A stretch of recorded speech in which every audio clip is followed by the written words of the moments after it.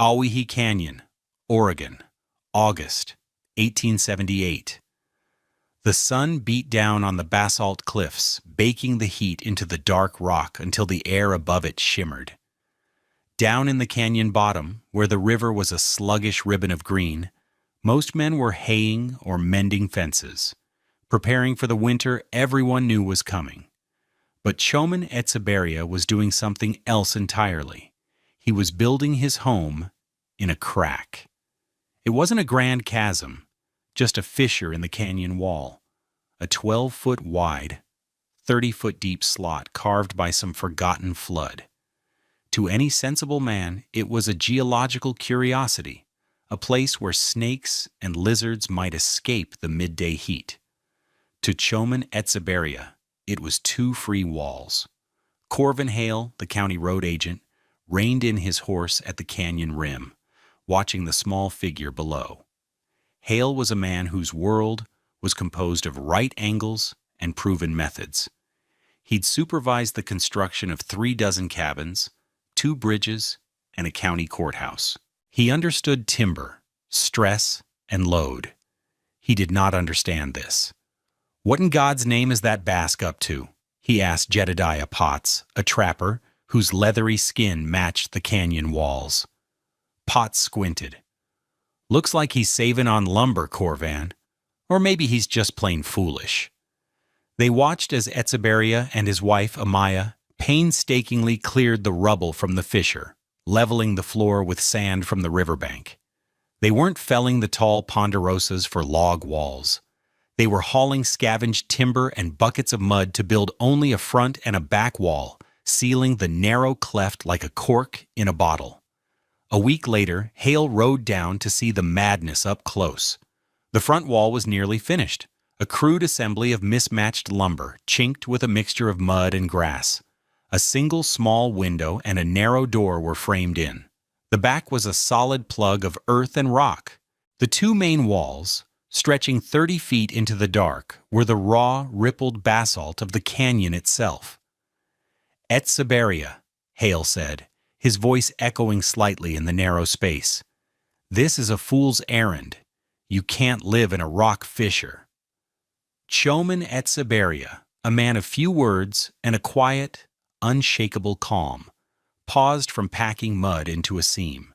He wiped his hands on his trousers. "It is where I will live," he said, his English thick with the accent of his homeland. "This ain't the old country," Hale pressed, gesturing at the immense stone faces. "This rock will bleed every ounce of warmth from your bones. It'll be a tomb in here come January. You're building a home for a lizard, not a family." He turned to Silas Croft, a rancher who'd ridden down with him. "Damnedest thing I've ever seen, living in a crack like a lizard." The phrase stuck. For the rest of the autumn, as the aspens turned to gold and the nights grew sharp with frost, the settlement referred to the Etsaberia place as the Lizard Crack. Children would point. Men would chuckle into their coffee. They were not malicious, merely certain. They knew how to survive a high desert winter. You built a solid log cabin, you chinked it tight, and you laid in a mountain of firewood. What this strange Basque was doing was not just wrong. It was a form of slow, ignorant suicide. What did this Basque shepherd understand about thermal radiation that a lifetime of high desert survival had missed? This story is about more than just a strange house.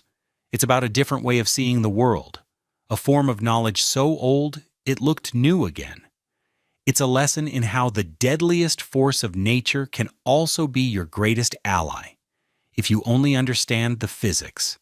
I promise you, by the end of this, you will understand how a rock can be a better blanket than a log wall.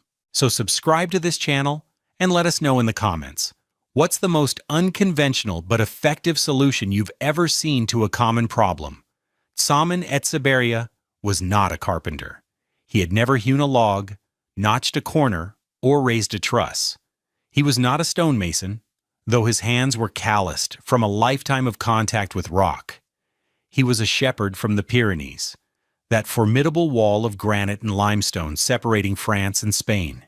His expertise was not in building things but in inhabiting spaces. His tools had not been the adze and the saw but the crook, the scrip, and the keen-eyed dog. His life had been a long conversation with elevation, wind, and the subtle language of the sun on stone. He knew how a south-facing slope held the afternoon light, how a granite overhang could deflect a blizzard, and how a narrow cleft, packed with sheep on a frigid night, could hold their collective warmth until dawn. This knowledge was etched into him, a form of architecture without right angles, learned not from books, but from the simple, brutal necessity of keeping his flock, and himself, alive through alpine nights. When he, his wife Amaya, and their two small children, Iker and Maite, arrived in Oregon, they brought this knowledge with them. They did what was expected. They built a cabin, a small, square structure of lodgepole pine, chinked with mud and moss. It looked like every other cabin in the valley, and it failed just as spectacularly. Their first winter in the Oahes was a lesson in thermodynamics taught by a cruel master. The problem wasn't the stove, it was a good cast-iron box that glowed cherry red when fed. The problem was the walls. The thin pine logs, even tightly chinked, were a sieve for heat. The moment the fire died down, the cold poured back in. It didn't seep, it flooded. The heat they so laboriously produced was given freely to every wind that scoured the canyon. Amaya stuffed rags in every crack. Choman piled sod against the foundation. It made no difference. The cold was a physical presence, a weight in the air. They slept in their coats, their breath pluming in the dark. The water bucket froze nightly. Little Mété developed a persistent, barking cough that echoed in the frigid space. Worst of all was the insatiable hunger of the stove. They burned through 2 full cords of juniper and pine in 6 weeks.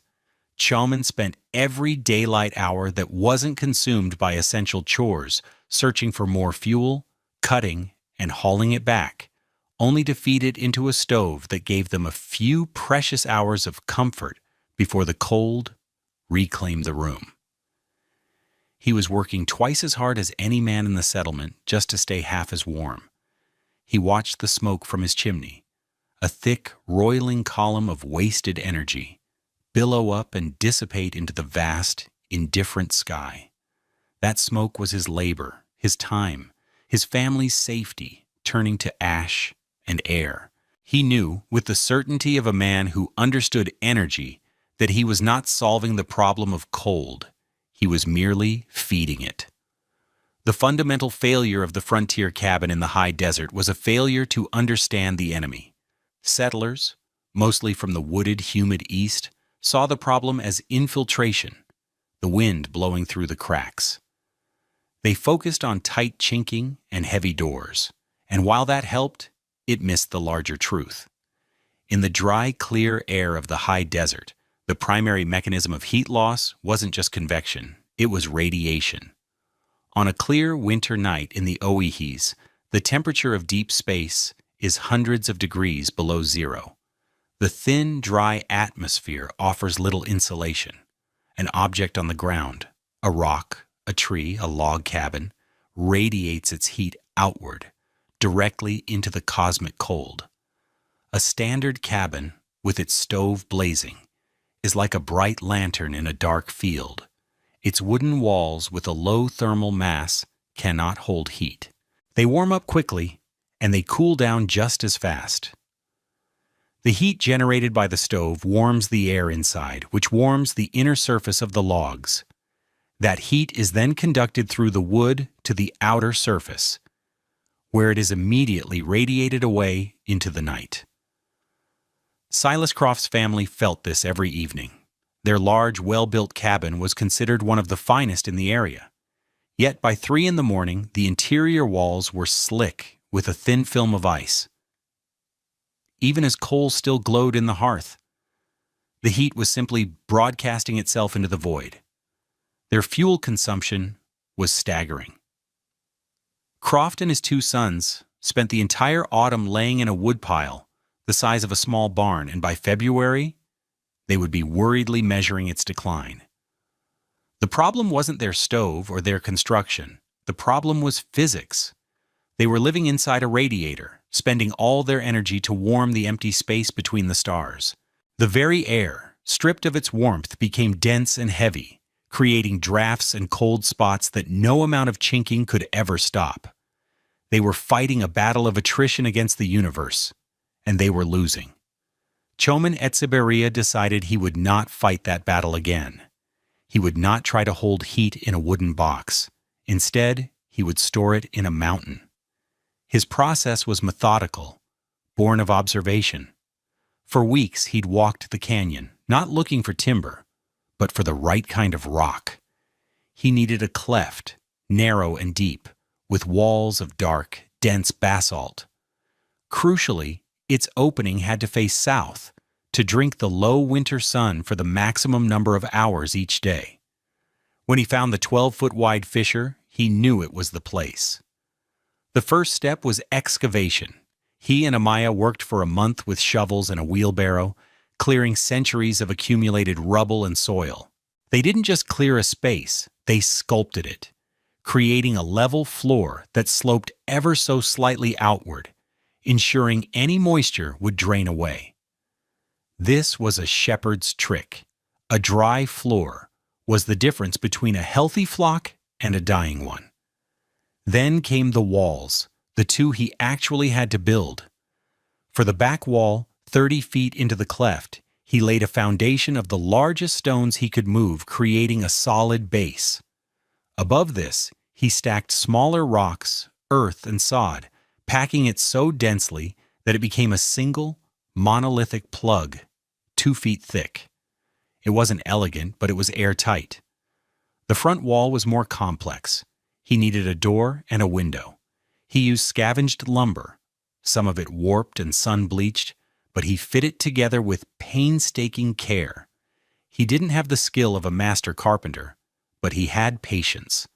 Where other men would use a single thick log, he used 3 smaller ones, sandwiching layers of dried grass and mud between them. He was building not for strength, but for insulation. The door was thick, layered, and hung on leather hinges. The window was small, just big enough to let in light, and he had a thick wooden shutter for it, lined with a piece of an old wool blanket. Corvin Hale rode by again during this phase, his skepticism now mixed with a kind of morbid curiosity. He dismounted and ran a hand over the immense basalt wall that formed one side of the cabin. "Feel that, Echeverria?" Hale said, his palm flat against the cool stone. "That rock will suck the heat right out of you. It's a heat sink. Colder than a tomb in there, come the first freeze. You'll wake up with your blankets frozen to the wall." Choman looked at the rock, then at Hale. A faint smile touched his lips. "The rock holds what you give it," he said quietly, before turning back to his work, fitting a piece of timber into the front wall. "The sun gives it heat all day. At night, it will give it to me." Hale shook his head and mounted his horse. The man was mad. He was confusing a rock with a stove. The entire settlement knew that stone was cold. Every cellar, every spring house was lined with it for that very reason. To build your house out of the cold itself was an idea so profoundly backward, it was almost pitiable. The mockery lasted through September. The validation would last for the rest of their lives. To understand why Corvin Hale was wrong, you have to understand a concept called thermal mass. It's a simple idea with profound consequences. Thermal mass is the ability of a material to absorb, store, and release heat. A log wall has very low thermal mass. It heats up fast and cools down fast. A massive stone wall, on the other hand, has enormous thermal mass. Let's use some numbers. A pound of pine wood can store about 0.6 British thermal units, BTUs, of heat for every degree Fahrenheit its temperature is raised.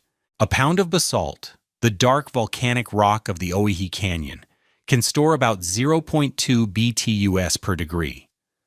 At first glance, wood seems better, but the key isn't weight, it's density and volume.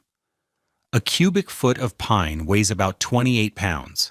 A cubic foot of basalt weighs 180 pounds. Do the math. A cubic foot of pine can store about 17 BTUs per degree, but a cubic foot of basalt can store 36 BTUs per degree, more than double. Salmon's cabin didn't have just a cubic foot of rock. His walls were the canyon itself. He had thousands of tons of basalt on either side of his family, a thermal battery of almost infinite capacity. Here's how the system worked. Each day, from sunrise to sunset, the low-angled winter sun poured solar energy onto the south-facing cliffs. The dark basalt was an almost perfect absorber of this radiation. All day long, for 8 hours, the rock drank in the sunlight, converting it to thermal energy. The heat didn't just warm the surface, it slowly penetrated deep into the stone, a wave of warmth measured in inches per hour. By late afternoon, the first 2 feet of the basalt walls had absorbed hundreds of thousands of BTUs of free energy from the sun. Then, as the sun set, the physics inverted. The air temperature in the canyon plummeted. A conventional cabin would immediately start losing its meager stored heat to the outside. But inside the lizard crack, something different happened. The outside air grew cold, but the massive rock walls were still saturated with the day's heat. Heat always moves from a warmer area to a cooler one. The rock, now significantly warmer than the air inside the narrow cleft, began to radiate its stored energy inward. The 2 stone faces, just 12 feet apart, gently beamed infrared radiation at each other, creating a bubble of warmth. The sealed front and back walls prevented that warm air from being carried away by the wind. Soman's small stove wasn't being asked to heat a cold cabin from scratch. Its only job was to supplement the massive, slow, steady release of heat from the rock walls. He wasn't fighting the cold. He was living inside the day's stored warmth. The winter arrived not with a blizzard, but with a silent, suffocating stillness. A high-pressure system settled over the Great Basin, and for 19 consecutive days, the temperature in Oahe Canyon never rose above 0. At night, it plunged to 15, then 20 degrees below. There was no wind, which in some ways was worse. The cold was not a moving force, but a permanent state, a presence that seeped into everything. It was a dry, extractive cold that pulled the life and heat out of wood, flesh, and water with relentless efficiency. For the settlers in their conventional cabins, it was a siege. The world outside their windows was crystalline and beautiful, but it was a deadly beauty. The air was so cold it hurt to breathe. Wood became brittle, and axe heads rang with a high, sharp crack. At the Croft Ranch, they hung blankets over the doorways and moved their beds into the main room, huddling as close to the great stone hearth as they dared. Their massive wood pile seemed to shrink visibly each day. Silas Croft's hands, cracked and bleeding from handling the frozen wood, were a testament to their struggle. Jedediah Potts, the trapper, alone in his small cabin upriver, found his water bucket, kept 2 feet from his hearth, frozen solid to the bottom one morning. His meager stack of firewood was dwindling. He began to burn sagebrush, which gave off a pungent, oily smoke but little heat. The cold was winning, but in the Etxeberria home, a different reality prevailed. The 19-day freeze was not a crisis. It was merely winter. The massive basalt walls, having absorbed the pale sun's energy all day, began their slow, nightly exhalation of warmth. The air inside the cleft was still and stable. A candle placed on the small wooden table burned with a steady, unwavering flame, a sight impossible in any other drafty cabin in the county. The contrast was rendered in small domestic details. One morning, Amaya, preparing their simple breakfast, realized she had left the small crock of butter on the table overnight. In any other house, it would have been a rock-hard, frozen lump. She dipped her knife into it. It was perfectly soft and spreadable. While other families huddled in layers of wool, Iker and Maite could play on the floor in their shirt sleeves. The floor, being the earth of the canyon, was cool but not frozen. The true miracle was the air. It was warm, yes, but it was also dry and fresh. There was none of the damp, clinging chill that permeated the log cabins, where the moisture from their breath condensed and froze on the walls. Here, the warm rock kept the dew point high, preventing condensation. Chalmun's fuel consumption was the most objective measure of his success.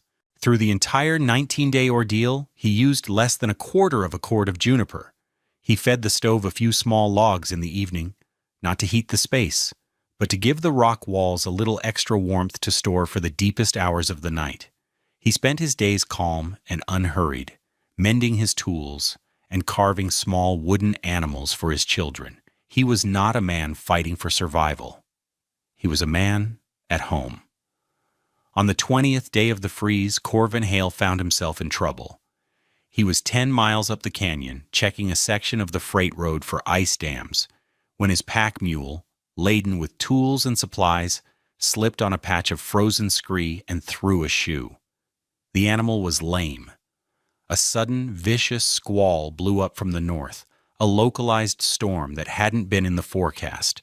The temperature, already brutally low, dropped further as the wind rose. Hale was a capable man, but he knew his situation was dire. He was miles from the settlement, his mule was useless, and the wind was cutting through his heavy coat like a razor. He had one chance, the strange cabin of the Basque shepherd, which his map told him was less than a mile away. Swallowing his pride, he abandoned the mule and began to walk, head down against the biting wind. He stumbled toward the lizard crack half frozen, his beard stiff with ice. He expected to find a miserable, smoke-filled hovel, a family shivering around a dying fire. He hammered on the thick wooden door with a numb hand.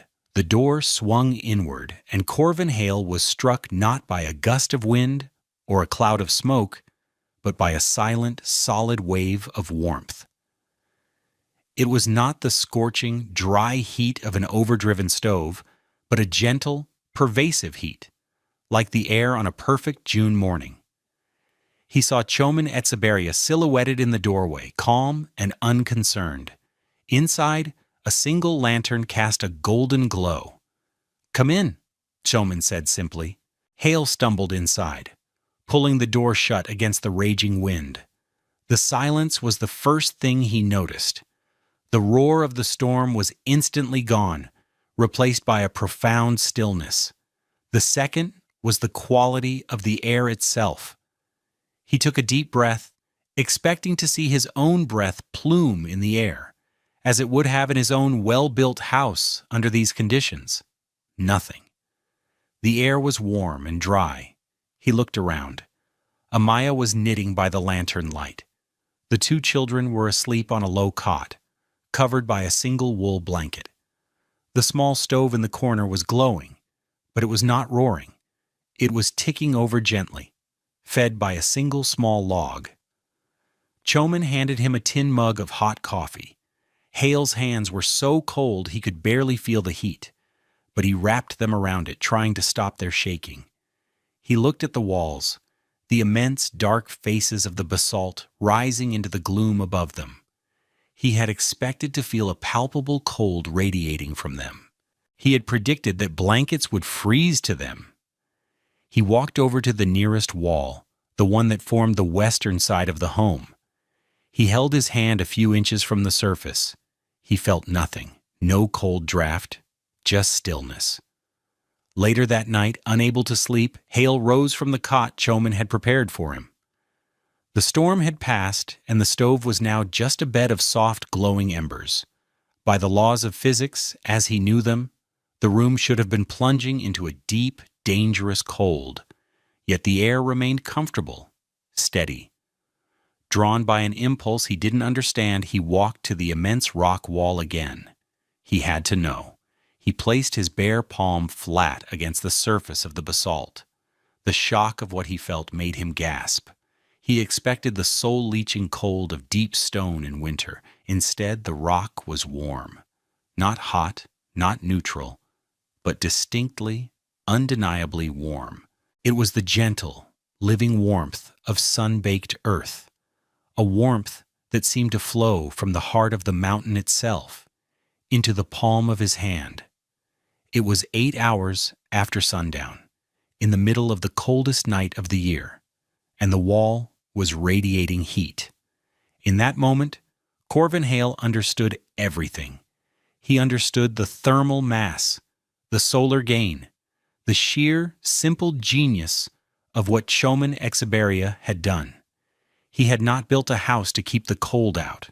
He had built a house that invited the warmth of the sun in, held it, and saved it for the night. The next morning, as he prepared to leave, Hale looked at the Basque shepherd with a new and profound respect. He struggled for words, trying to encapsulate the magnitude of the revelation. "My God, man," he said, his voice quiet with awe. "You didn't build a cabin. You built a hearth."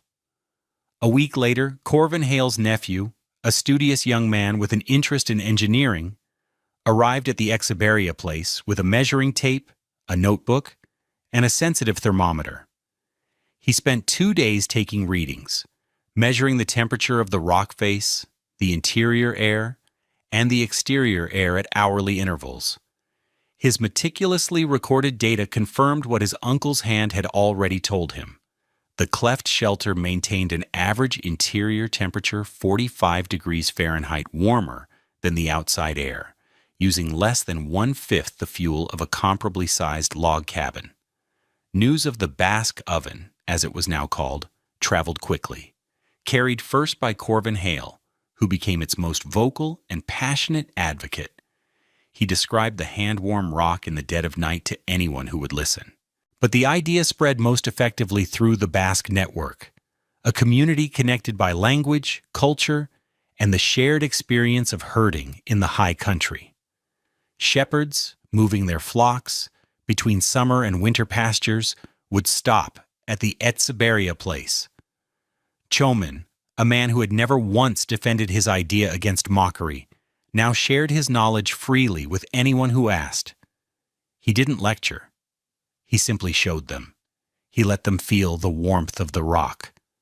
That spring, 3 other Basque shepherding camps in the remote canyons of the Oihis abandoned their drafty cabins and built their own cleft shelters. They followed Chomin's principles, south-facing, narrow, deep, with the dark basalt walls acting as the thermal battery. The results were identical. They reported fuel savings of over 70%, a dramatic reduction in winter illness, and a profound increase in comfort and security. The lizard crack had become a prototype, a new architectural vernacular for the high desert, born not of imported traditions, but of a deep listening to the land itself. What Chomin Exiberia did in that canyon in 1878 was a century ahead of its time. He had, without any formal training, perfectly implemented the core principles of modern passive solar design. The south-facing orientation to maximize solar gain, the use of high thermal mass materials to store heat, and the tight insulated envelope to prevent its loss.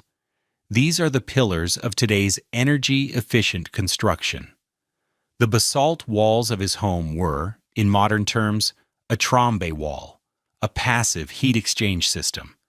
He had created a structure that didn't just shelter its inhabitants from the environment, it partnered with it. The story of the Basque oven is more than a tale of frontier ingenuity. It is a profound lesson in perspective. The same mountain that produced the killing cold of a high desert winter also held the means of its defeat. The basalt cliffs were not an obstacle to be overcome, but an ally to be embraced. The settlers saw the rock as the embodiment of cold, a heat sink, a tomb. Chomin Exiberia, with knowledge born of a different landscape, saw it as a vessel, a storehouse, for the sun's warmth. The problem was never the mountain. It was the failure to see both sides of its nature. The mountain holds the cold and the warmth. It depends which face you sleep against. Thank you for joining us on this journey into the past. If you found this story of ingenuity and practical wisdom valuable, please like this video and subscribe to our channel for more tales of forgotten history and timeless knowledge. And let us know in the comments, what modern problem could be solved by looking at it through the lens of old world wisdom? Disclaimer: this video presents a historically inspired reconstruction for educational and storytelling purposes. The characters, names, and specific events depicted are fictional, but the techniques and scientific principles are based on real historical practices and the physics of thermodynamics. The application of any building techniques in a modern context should be done in accordance with current building codes, safety guidelines, and professional engineering advice. This content does not constitute professional, technical, or legal advice.